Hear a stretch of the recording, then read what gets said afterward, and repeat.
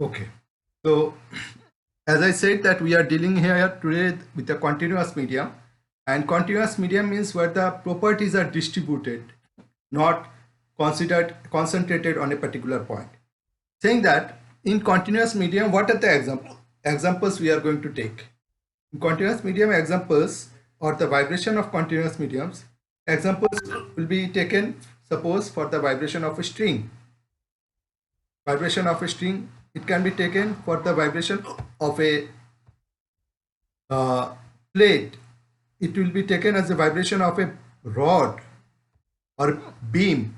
All these things will be come under continuous medium. Now, once I'm sharing the screen so that you can also see it. Okay. So I think this vibration of string is visible to you, because if it is not visible then आप हमें record पे बताना. Okay.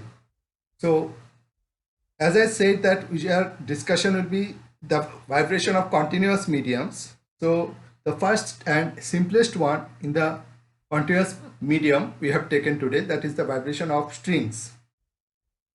Now see, you have to take your time and draw this one.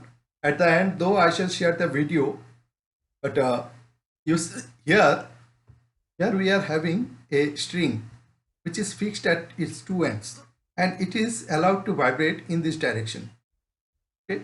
Now what is happening? The length of the string is L, and at a distance of x we are considering elementary length. Now what are the other things we need to consider? That is, rho is the mass per unit length. Here you see we are considering mass per unit length. This we have not taken the entire mass. We are considering per unit length mass. Anyway, after that you see all these properties. Now see, obviously as this is straight, this is a straight line, and this weight of, certainly some weight will be there in the string, but in spite of the effect of its weight, this is straight. That means that the tension in the string is very high compared to the weight. Rho into L into G compared to the weight. Okay. So this small element which is here present, that is extended here when it is vibrating. When it is vibrating or taken a shape like this, just follow the hand. Suppose it has taken a shape like this. Okay. At that position I have taken this element, that element. And one more thing is, though this is not a straight line anymore, straight string anymore, but the curvature effect is neglected. We are deriving something, but the curvature effect is neglected here. Okay. So the tension will always remain same here. यहाँ पे भी एक T होगा. Tension will remain throughout the length. It will remain same, and this is the internal stress, you can say. Okay. Now see, this is very important. If you remember to draw the figure, then you can actually derive the relation at any point. How? Y is denoted as the displacement from its equilibrium position. Obviously, this straight line position will be considered as the equilibrium position. From there, its center is displaced by an amount of yxt. Okay, yxt. So this angle is theta, and you can say that okay sir, यहाँ पे ये क्यों है? So it is elemental length is there. So rate of change will be denoted by del theta del x when it is changing for elementary length. Okay. So as with the, now how it is vibrating, the displacement of any point on the string, displacement of any point on the string is a function of this displacement from one end x and time. Is a function of x and time. Okay, that's why the displacement is denoted in this fashion. This is very important to understand that as the spring is vibrating, its displacement will be different at different points. The displacement will be different at different points. Okay. So obviously now as the displacement is different, slopes are going to change.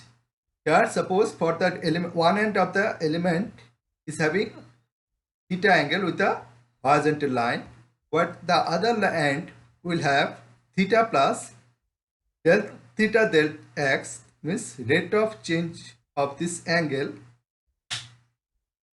due to this on this elemental length. So total change will be del theta del x into dx. Okay, saying that we are moving forward.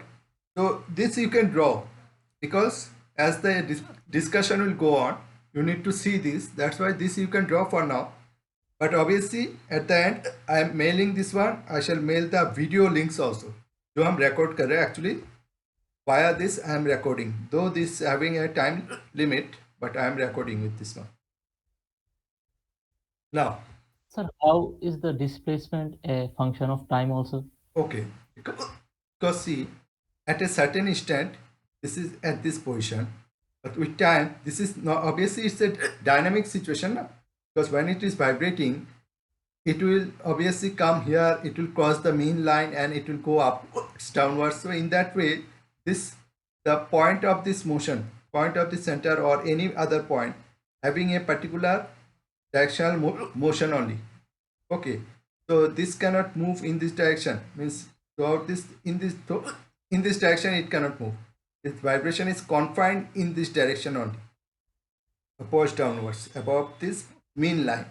But obviously एक एक distance पे इस point से x distance जब तक change होगा accordingly its displacement will be different, and with time also it's not that in the synchronized way it is vibrating, is all of them are moving downwards, all of them are moving upwards. It's not like that.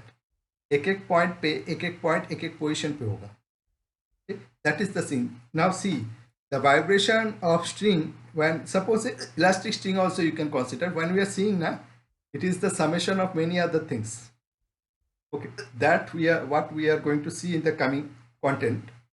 But obviously जो point एक instant पे नीचे था, with time it is not going to remain same. So obviously it's a function of time also, because with time its position is changing about this line. And what how we have considered the displacement? We have considered the displacement about this mean line with respect to y. Y is denoted, which is a function of x and time, because with time the position is changing. The position of this any point is changing. Now maybe the recording has stopped. No. So we are moving forward. Displacement of small segment, as I mentioned. Okay. Changing length due to curvature is neglected here. The length change that is neglected, means ds is almost equal to dx, as it is said. Now this is important. Angles at two ends are denoted theta xt and theta xt plus del theta del x into dx. Now considering dynamic equilibrium, that dynamic equilibrium पे, now see here I shall show it again. T sin theta minus, अभी उस figure पे फिर से जाना होगा. Here T component is upwards, so here it is t component is upwards, T sin theta. As it is moving, movement is down, so inertia force, mass कितना, mass है rho gl. As the differential element is very small, for a very small element I can assume that its mass is at its center. So here also you see, though we are telling that we are considering continuous medium, but then also for elemental length we are considering mass at its center.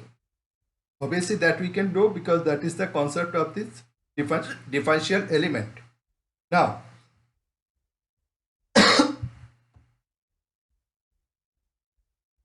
I'm stopping here.